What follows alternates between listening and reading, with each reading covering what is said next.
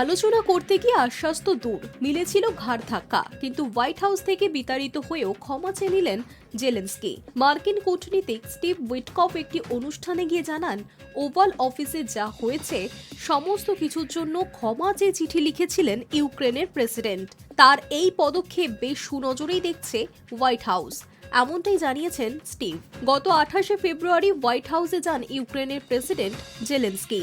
Russia Ukraine শান্তি, Ukraine আমেরিকার খনিজ চুক্তি, এই সমস্ত বিষয়ে মার্কিন প্রেসিডেন্ট ডোনাল্ড ট্রাম্পের সঙ্গে আলোচনা করছিলেন তিনি। কিন্তু আলোচনার মধ্যেই বাদানুবাদে জড়ান দুই রাষ্ট্রনেতা।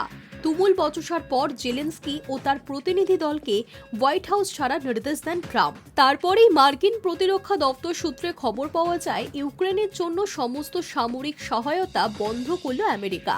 যতদিন পর্যন্ত না শান্তি স্থাপনের জন্য ইউক্রেনের নেতারা রাজি হবেন, ততদিন পর্যন্ত সামরিক সহায়তা বন্ধ থাকবে।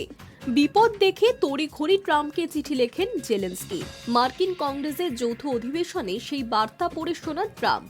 সেখানে ইউক্রেন প্রেসিডেন্ট লিখেছেন, শান্তির লক্ষ্যে কাজ করতে আলোচনার টেবিলে আসতে প্রস্তুত, আমরা আমেরিকার নেতৃত্বে কাজ করতে প্রস্তুত। মার্কিন প্রেসিডেন্টকে চিঠি লেখার পাশাপাশি সোশ্যাল মিডিয়াতেও এই বিষয়ে বার্তা দিতে দেখা গিয়েছে জেলেনস্কিকে। যদিও জেলেনস্কি ক্ষমা চেয়েছেন, এই বিষয়টি প্রকাশ্যে আনেননি দুই দেশের প্রেসিডেন্টের কেউই। কিন্তু সোমবার মার্কিন প্রশাসনের বিশেষ দূত স্টিভ একটি অনুষ্ঠানে জানান, মার্কিন প্রেসিডেন্টকে চিঠি লিখেছিলেন জেলেনস্কি।